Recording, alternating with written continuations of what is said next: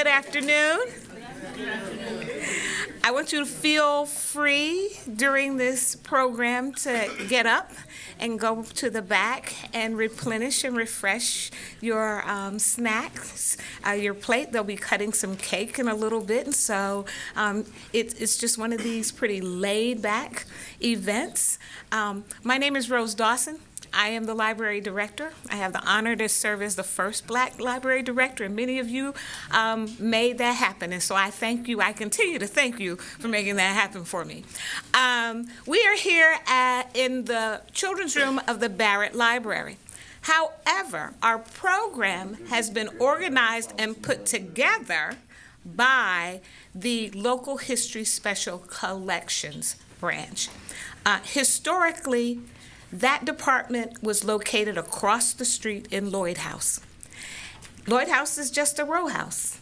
And as we all know, the weight of books, row house wasn't designed to handle the weight of the bookshelves. And so the city let us know they were not going to renovate the building. And so we needed to make other plans. And so that collection was brought over here.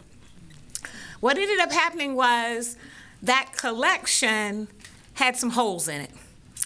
And a few of you, particularly one person, Gwenday Fuller, made me aware that that collection, when you come over here to do research on African Americans, that's current and timely, 19th century, there's nothing there. And we were embarrassed about it, and we felt badly. But that is what caused us to create our Black Family Reunion. That's an event that will take place this year in September again. September the 19th, please mark your calendars. We'll be sending something out. Several of you have helped us celebrate that event, but it is because of your generosity that we have been able to collect the items such as what you will experience today, because you all have entrusted us with the history of Alexandria's African American community. And so at this point in time, I want to thank Tawana Worley, who is at the back. She is the librarian who has organized this event. Thank you, Tawana. She is an Alexandrian. And I'd like to thank Char McCargo Bah, genealogist extraordinaire. And with her support, we have been able to reach out to the community, and you all have been kind in coming and sharing your stories so that we're able to do many oral histories. Please keep those coming. Our website, the visits to our website have taken off to our YouTube channel because of those oral histories. The fascinating stories that you all have to share and to tell have really ignited the community, and so I want to thank you for that again. Char, you'd think she was on my staff. This lady works so hard for us to make sure that we're doing right by the community, and so I thank you. At this point in time, I would like to bring Char McCargo Bah. Thank you, Rose. First, I want to thank the library, Rose Dawkins, and her staff, and especially Nathan and Tawana. Patricia's not here today. And then oh boy, which one? Yep, no, just talking to When we put it on? No, just talking to them. Oh, okay. So I want to thank them also. I love history, and I would like to say that as an African American, we have to do better with our history, and we have to do better in telling our children. I have had many clients over the last, I've been doing it for 45 years, okay? So I have many clients, and I usually have people come to me crying because they cannot tell me who their great-grandmother is or their great-grandfather. They only can go to their grandparents, and some cannot even go that way. And some of them don't know the great stories. And then when I do the research, find remarkable stories, Buffalo soldiers and people who have, did great things. And so you got to talk to your kids, and you got to tell them the truth when you had a little something in your family that you don't want nobody else to know. And because it's going to come out if you die, and they hire somebody like me, I'm going to find it. So you want to make sure that you tell them, their stories. I have had people who thought their fathers was somebody and did not know. We got DNA now. So you might as well cough it up and tell it, because they'll find out. And so you really want to share those stories with your children and your grandkids, because I have seen people transform. I have seen, when I do the research and I tell people their research and their kids be there, young kids, and I tell them about the heroes they have, they arch their back. They come more interested. They want to know, where can they go see that? I mean, it changes them. And as you know, our history has been hard. We have had a lot of, battles that we had to go through. And to give somebody a gift like that is priceless. So I do what I do, not for me, I do it for us. For you to know who you are and walk in the line of your relatives and be able to enjoy them, because they're looking at us. I tell you, they're watching us. And I remember when I did the Freedman Cemetery, where I came across Rita's family. They had buried two children were buried in the Freedman Cemetery that connect to Rita's father. And what happened is that when I came across that and I started researching, I think it was by that time it was 175 families altogether I have found at the Freedman Cemetery, their descendants, which ends up in the thousands. And the tears, the crying, and when we had the dedication, and I wasn't expecting to speak, and they told me I had to get up and speak, so I didn't have anything prepared, but I knew them because I've been working from 2008 to 2014 on the families. But something took over on me, and the ancestors spoke through me. And I remembered everybody who was there, and it was over 500 people. I remember their families. I talked about the children that they lost. Some of them had people at the cemetery that were adults, and some were children. And I spoke through me. And then afterwards, they said, Char, did they tape that? I said, tape what? They said, what you said. I said, I don't remember what I said. It actually came out of me without me knowing. Their spirits took over.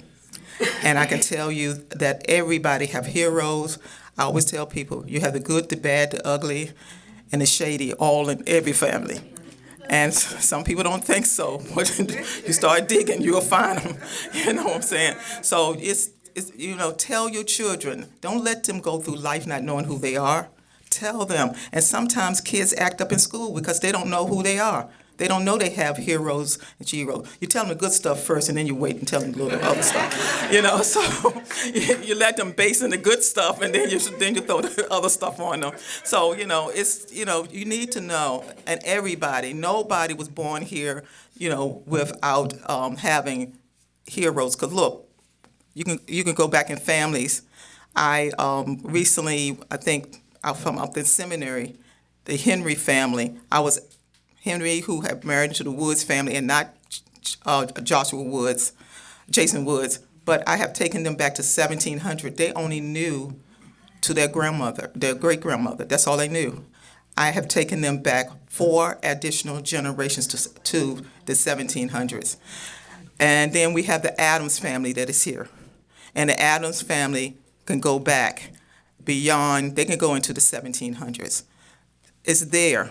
And the records are better than they used to be. So please, don't let them stay in, like they didn't have nobody. And you'll find out, who knows. I found a case where I was working on, and the husband and wife were related, and they did not know. Luckily, they didn't have any children. Okay, I want to talk a little bit about Rita and how I met Rita.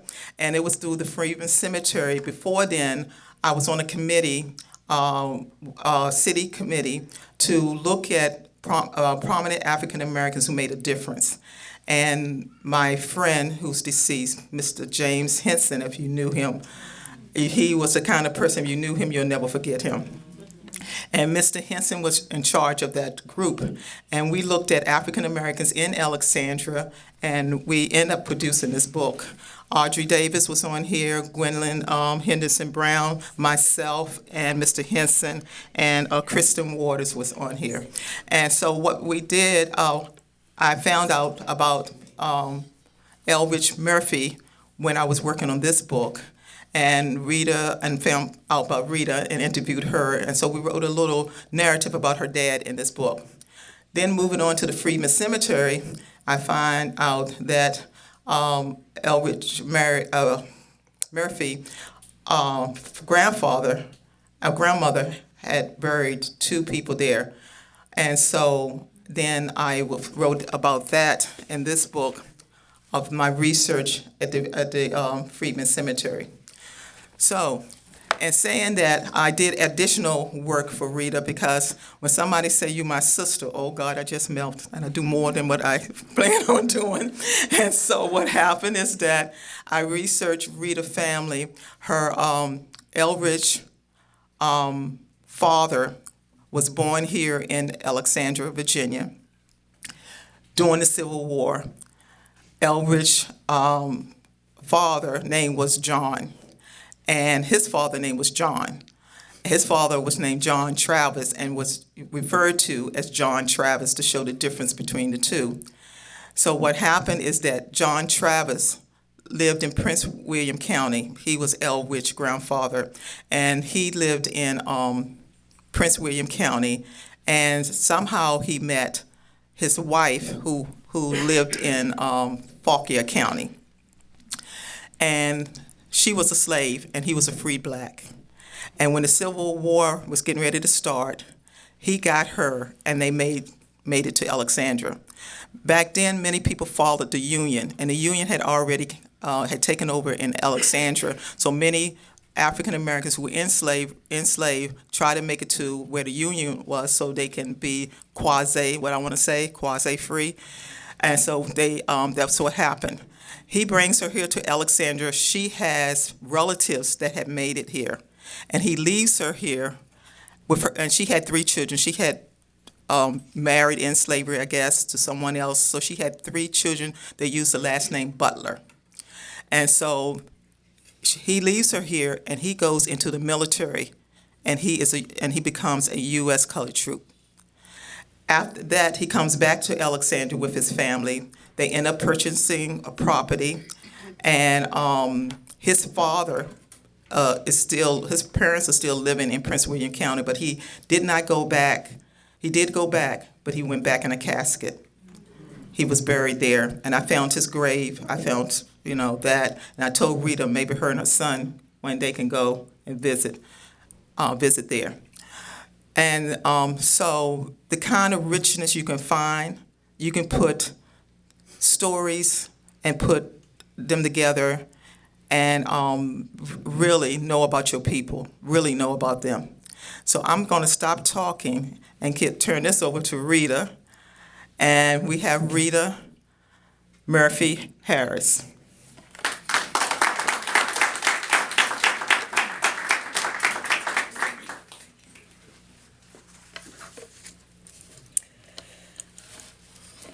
Hello, my name is Rita Murphy Harris, and my dad was Elrich William Murphy.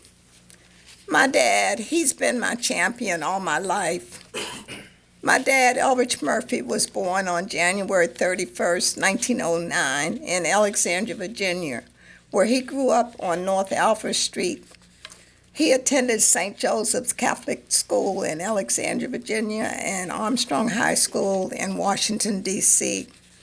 His grandparents, John and Mahalia, lived in the 900 block of North Alfred Street as early as the late 1890s and had been in Alexandria since the Civil War. Elrich was the son of John Travis Murphy and Rose Evans, and lived with his mother at 923 North Alfred Street until the urban renewal. Known in Alexandria as Murphy, Murphy's photos documented the lives of Alexandria's African Americans from the 1930s through the 1970s. During segregation, he was the photographer who captured the faces and lives of beautiful, proud people who championed open doors to education, housing, and equality. In his eyes, he saw more than what was thought of African Americans as downtrodden, sad, and poor people. Through his camera lens, he captured their beauty and dignity. What started as a self-taught hobby, photography, soon became his passion and profession, placing him in high demand among the Alexandria's African American community as their chosen photographer. I can now reflect and say photographer was his God-given talent. His oblong metal case, labeled Elrich William Murphy Photographer, was his traveling office. Murphy retained thousands of negatives, all in alphabetical order and individually maintained in special photography envelopes. These negatives have been donated to the Alexandria, Virginia Library. His pictures included, of course, family members, church members, social clubs, weddings, local businesses, city workers, civic organizations, celebrities such as Joe Louis and Marian Anderson, and the everyday lives of his subject. He took photos while traveling through the city of Alexandria and the surrounding areas, riding his bicycle, walking, and using public transportation. In addition to his black and white photos, he developed his own method for hand coloring photos before color photography. This was a special talent that amazed many people during that time. His life, however, encompassed more than his professions and hobbies. He was baptized at St. Joseph's Church by Father Joe Kelly in 1929. He became an usher at St. Joseph's Church that same year and remained until his health declined. Professionally, he worked for William J. Gallery for 62 years as a buyer of religious merchandise, reluctantly retiring in 1992. He was also a proud member of the Masons. Turning to his family life, Elrich's marriage to my mother, Marie Henry, ended in divorce, and he never remarried because as a devoted Catholic, he believed that you only have one wife in life. My mother's parents, Wilmer and Willie Mae Henry, always referred to my dad as their son-in-law, as he was always at their house for every Thanksgiving, Christmas, Easter, and all family gatherings. When I married my husband, Dale, he gave my dad the fitting nickname Champ, seeing him as a champion in everything he did. This title truly describes Elrich W. Murphy's life and reflects how I have always seen him, my champion. His other hobby was collecting all kinds of music, and he was an incredible Latin dancer who loved all Latin dances, especially the merengue and the bolero.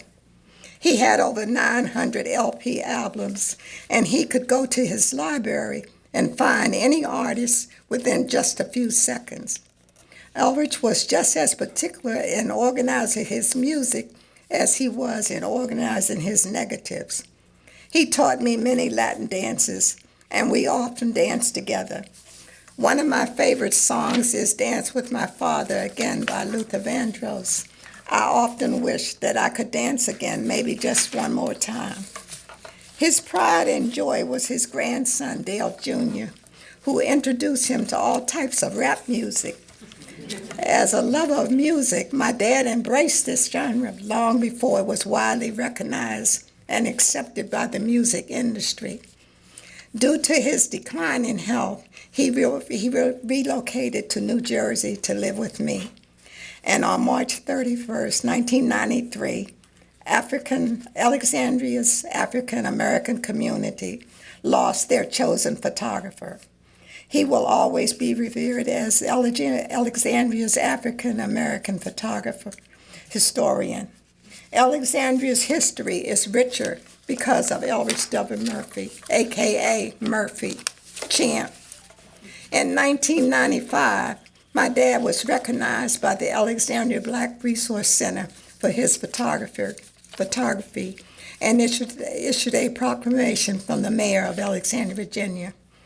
Although he had died before being recognized for his work, I know that he was smiling as I accepted the award in his honor. My son and I are so grateful to the Alexandria Library for this recognition and for all they have done to preserve my dad's, a.k.a. Murphy, Champ's legacy and photographs. A special thank you also to Rose Dawson, Patricia Walker, and their staff who made this day happen.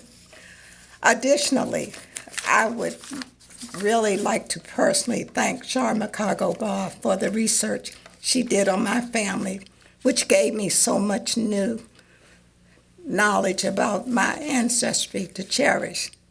Thank you all for joining us today, and I hope that as you view my dad's photography history, you may find some of your family members in these photos. And now I would like to introduce my son, Dale Harris, Jr.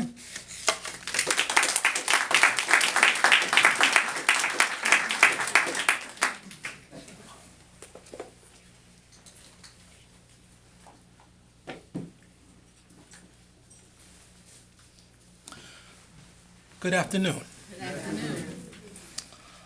First of all, I don't have a speech that's that long. That was a great speech. I'm gonna, yes, absolutely. My mother had this speech that was written, and I wrote my own speech. And before I kind of get into that, I'm gonna, there's gonna be like a little bit of a test, and the test is I want you to remember what Char said, and I want you to remember what my mom said, and I want you to remember what I'm saying. And the reason why I'm saying that is because it will make sense as I kind of go through this. So first of all, Char, I listen, thank you so much for putting this together, because I just found out something about my family that I never knew.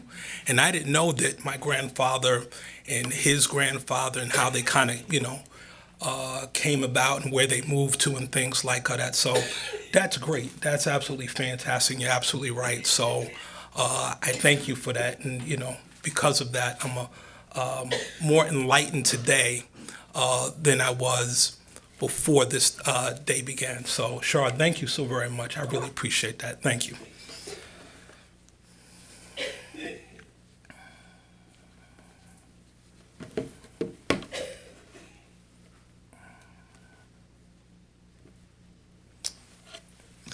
So this is a celebration of photography of Elrich Murphy.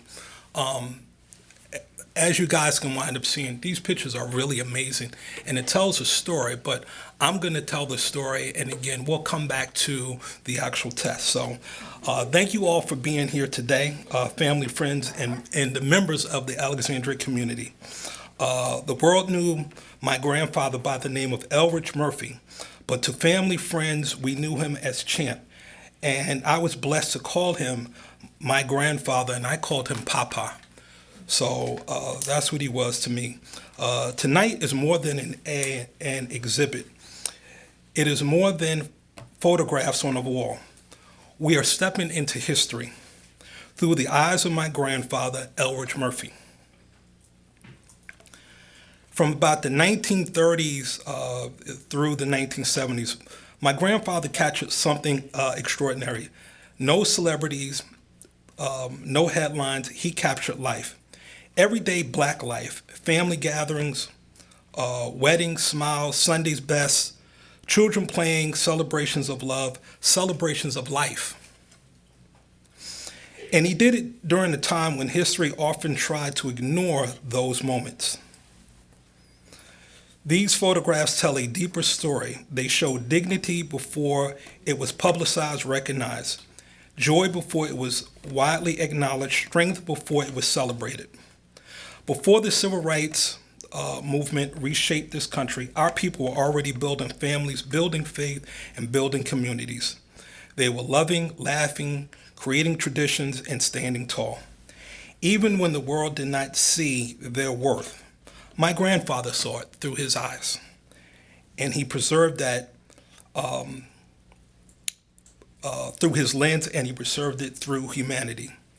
He documented resilience without always calling it that. He captured pride without announcing it. He froze moments that may have otherwise faded into memory.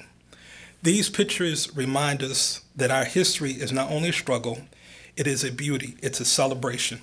It's unity, it's everyday greatness. To the residents of Alexandria, this is your history too. These streets, these homes, these churches, these smiles, they are part of the foundation of this city. And to my family, this is our legacy. We carry his vision forward. We honor it by remembering, by telling their stories, and by standing proud in who we are. My grandfather may not have known that decades later we would gather like this to celebrate his work, but I believe he knew that it mattered. Every click of the camera said, "We are here, we matter, our lives are worth remembering." As we stand here today, looking at these images, we are reminded of something powerful. History is not just written in books, it is lived in kitchens, churches, on front porches, on city streets. It is carried in the faces of our elders and the laughter of our children. These photographs are proof that even in times of limitations, our spirit was limitless. So tonight, we do not just celebrate pictures. We celebrate perseverance. We celebrate pride. We celebrate presence. And most of all, we celebrate a man who quickly made sure that our story would never be erased. Papa, you gave us light, and because of your generations to come, we'll always be able to see who we are and know exactly where we are and where we've been. And so the reason why I said that it was going to be a little bit of a test, and again, I never saw my mother's speech. I never heard Char's speech. But one thing I thought that was kind of amazing, sitting here and listening to everything, is that we all talked about family and we talked about our history. I just thought it was kind of ironic or unique that we saw the same things. My mother saw the same things that I saw, and I never had this conversation with her about it. I saw it, and Char, I never heard Char's speech. So I look at this and I think what a great day today is. Me and my mother, we had an opportunity to go by the cemetery today to visit my grandfather, and when we first got there, the gates were locked. And so I'm like, what kind of cemetery is closed on a Saturday at 2 o'clock? I was trying to figure out what's going on, right? And my mom said, somebody's walking. And I'm saying, all right, let me park the car, Mom. We'll jump the fence. Don't worry about it. I'll lift you over. We're going over, right? We rode into the back, and there was an entrance that was in the back. And we pulled up, and we was able to visit my grandfather. And one thing that my mom said that I felt that was in my heart was, you're being recognized today, and today is a day we get to show the world just who you are. We already knew by your photographs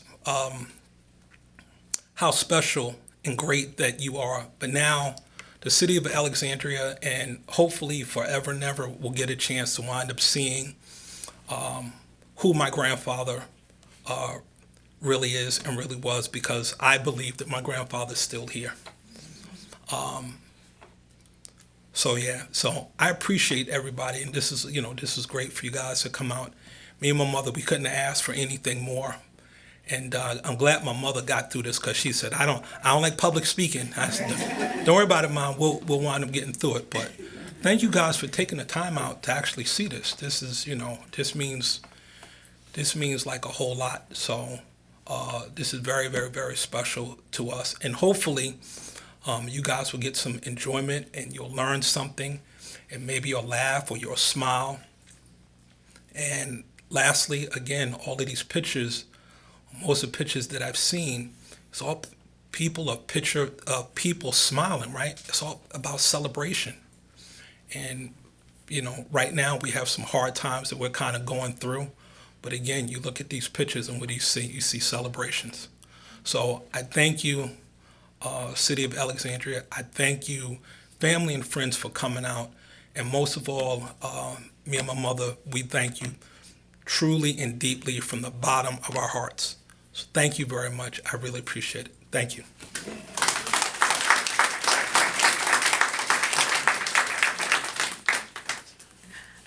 I would like to thank you all so much for sharing this. This is such a personal story, but we can all relate to it, you know? And so while they think they have gotten away, they have not. Because at this point in the program, we want to give you all an opportunity to ask them some questions. I mean, their story somewhat resonates. The research that Char has done, you know, you find yourself nodding based on what you know about your own families and the research that's been done and what you think should be done. And so at this point in time, I want to invite you, if you have any questions for either of our speakers, either three of them, please feel free, raise your hand, stand up, and speak up loud and proud. All right? So come on, join us back up here. I will tell you, my question for them is whether or not they have a favorite picture. Well, of course, I have several favorites. If you look around at the photos, what I like is how proud the people during that time was, how they dressed. They were beautiful. They didn't run around in raggedy-looking clothes. I mean, just gowns and tuxedos. And so I'm really proud of that.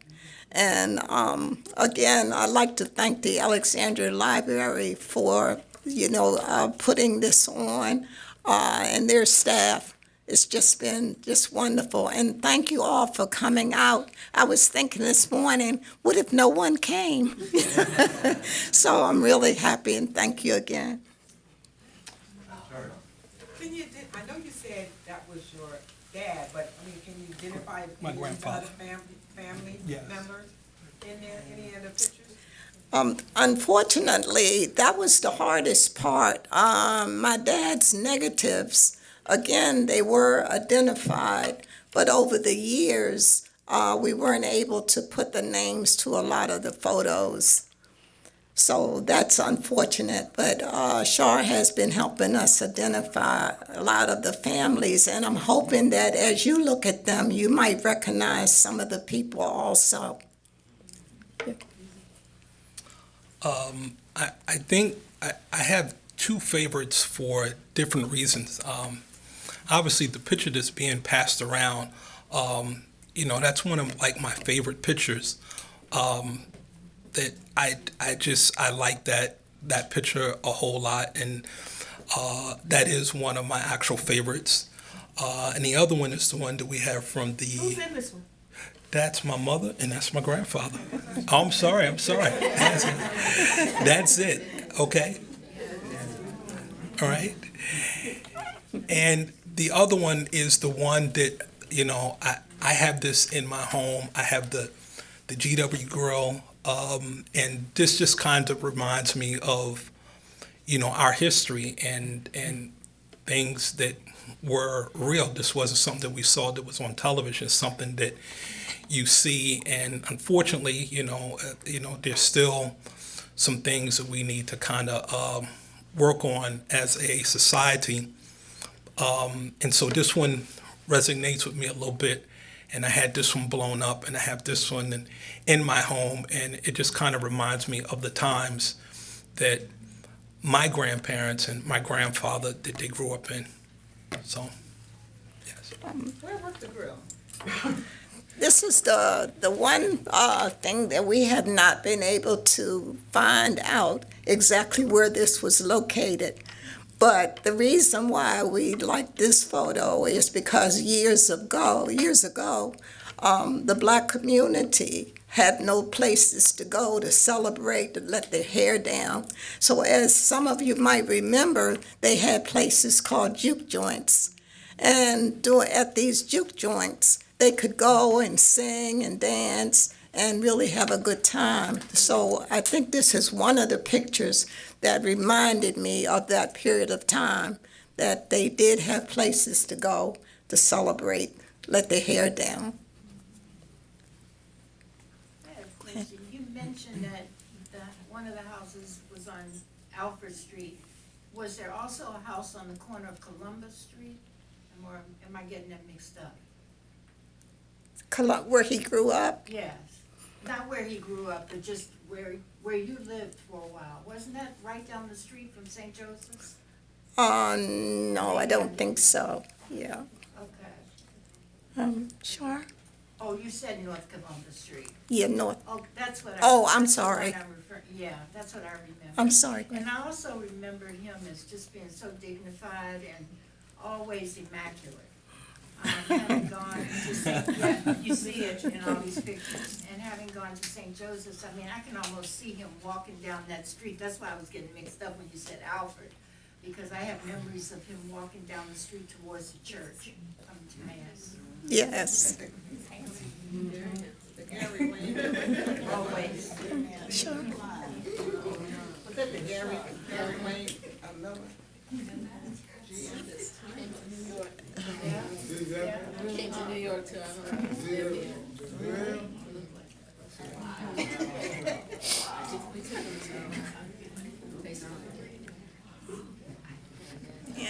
Is that Mr. Evans just in the back? Mr. Evans, do you have a question? Come on up. Rita's grandmother. My grandmother and Andy Evans' grandfather were sister and brother. Yeah, And he just happens to be my godfather too, so. on my father's side. He did it.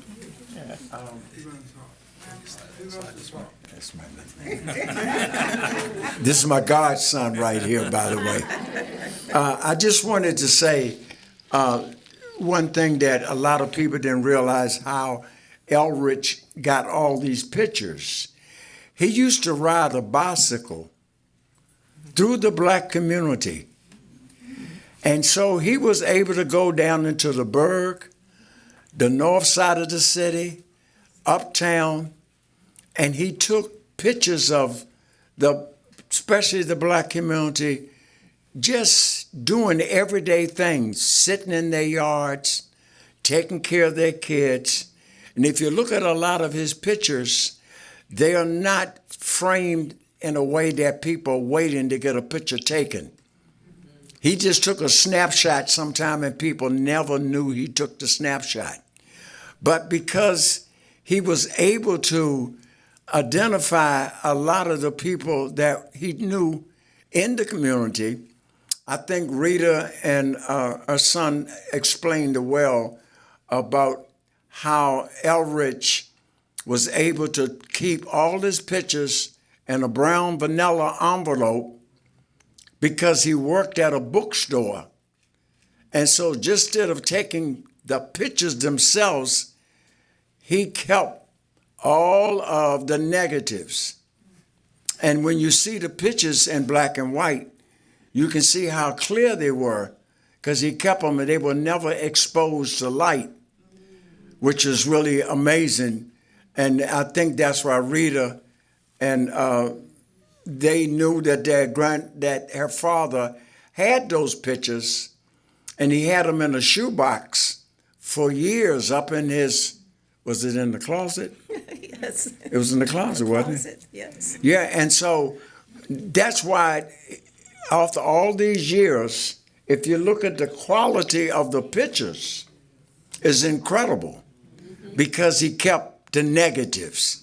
And a lot of times you see a lot of pictures of family where the pictures was taken, they don't kind of curled up or they don't kind of got dark. It was his genius to keep the negatives of the pictures. And only our families are all connected, but before I go, I just want to say the reason why Dale Jr. is here is because his father was my good friend, and he wanted to meet one of my cousins. And he had, at the time, he had a Corvette that I used to ride around with him. And I've always had a bone to pick with Rita. Because once he saw Rita, I lost that seat and never got it back.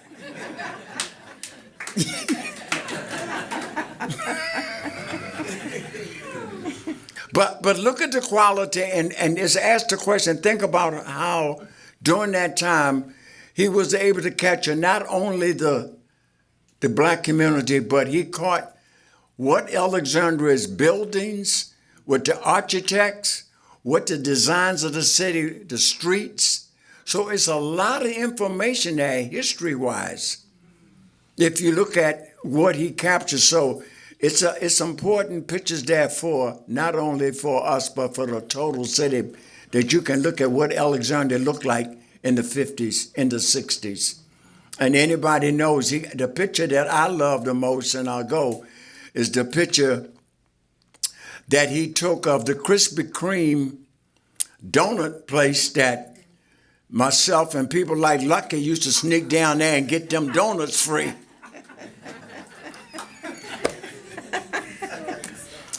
A lot of histories inside those pictures, so look a little deeper than just the people. You'll see that this man really captured Alexandria in his best days, in his early years. Thank you.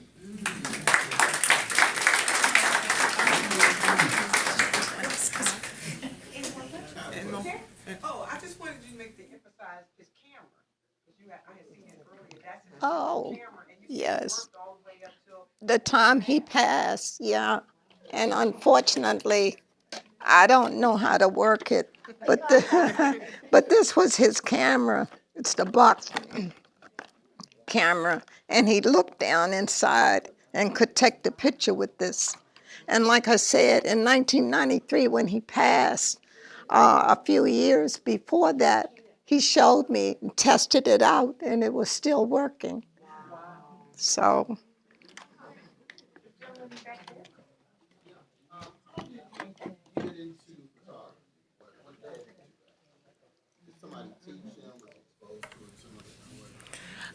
Well, he started it as like a little hobby, and he just self-taught. He just got better and better as time went on, and he, like I said, just a hobby, self-taught hobby, and he still had his full-time employment for 62 years, but he took the time to go around the community. And also, I have all his receipt books where he took deposits, and I have all of that. Again, he was very meticulous in capturing all information on money he collected, and like one photo, it was funny because I looked, it was 51 cents. So,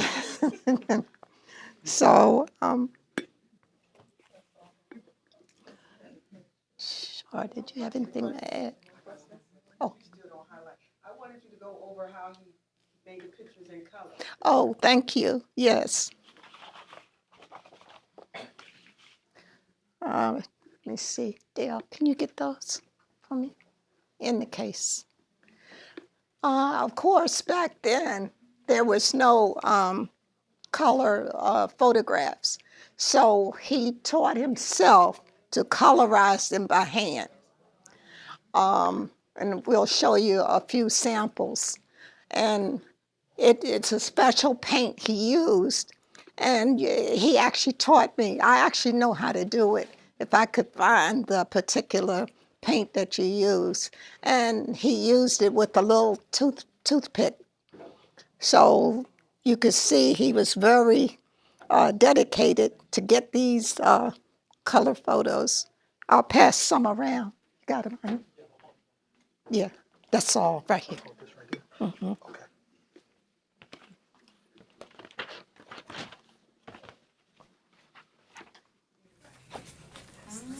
this is how the color photos he did by hand. It's this.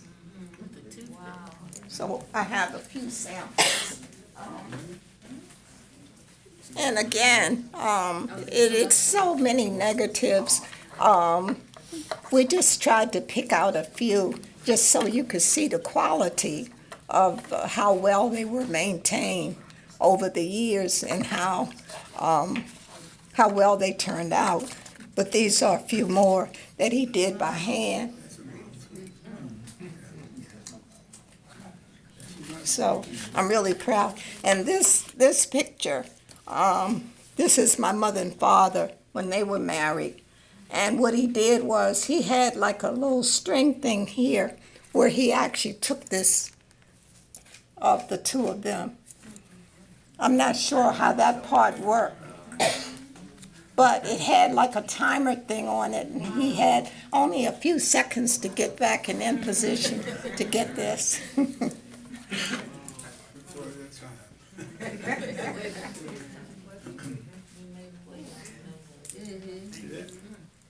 Did he process the film at home? Did he have a home darkroom? No, he did not. That's the only thing he did not do, was to do them himself.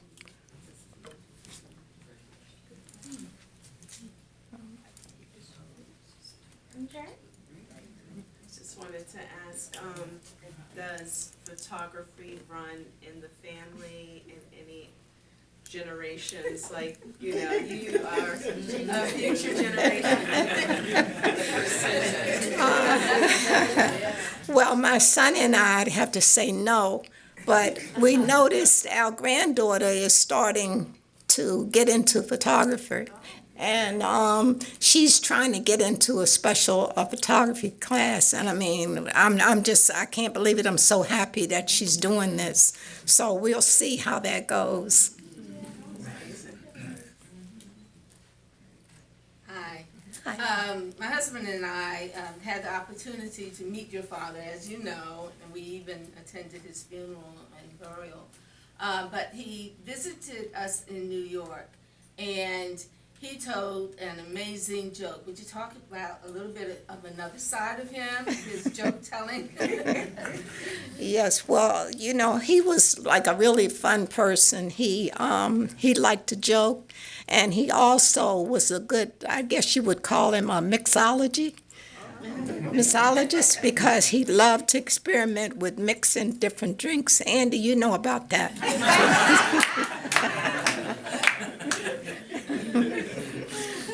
So a lot of people didn't see that other side of him. Yeah. But he was really fun, and like I said, he just loved to dance, and he'd say, you know, Rita, let's dance, and I like that. I don't feel like it, and I'm so glad that he taught me these dances, these Latin dances. Hi, two things. One, I've heard about cousin Rita for years, and I'm absolutely delighted that you're here today. My question is, has anyone looked into having Netflix or one of the major television programs look into this in order to show the world how amazing Alexandria is, and how amazing Mr. Eldridge, I hope I said his name right, and how amazing you are. Oh, thank you. What I'm hoping now that his name is getting out there, what I'm hoping for is that I can do other things. I started making calendars, greeting cards, and things of that sort. So I'm hoping after this, things will grow into other things. Coffee table book. Yes. Yes. Char just reminded me that I'd started a coffee table book a little while ago, and I really, you know, if you put things aside, you don't get back to it. But all of this is making me get back to it. All right, one more? One more? Going? I would want you to emphasize his card. Oh, his business card. Yes. How we use his business card. Yes. He had these business cards, and I didn't bring it with me. He even had a press card. And I don't know what places he used that press card, but he was so proud to have it. And this is his business card: settings for portraits arranged. Elrich W. Murphy, photographer, home groups, a specialty, and his address. So I just love his business cards. All right. If you will join me in thanking our panel and speakers. I invite you to take a stroll through the actual exhibit that's out in the entryway with where the library starts, to come up and take a look at some additional photos that Rita was kind enough to bring with her. And feel free to take any of the remaining refreshments and snacks. On behalf of the library, thank you so much, and I hope you have a good evening.